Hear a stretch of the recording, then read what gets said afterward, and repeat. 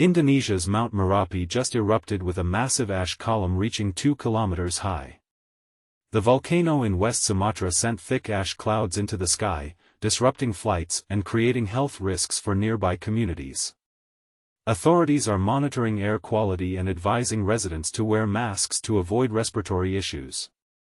This eruption serves as a reminder of how quickly nature can impact daily life and travel plans. How prepared do you think your area is for a natural disaster?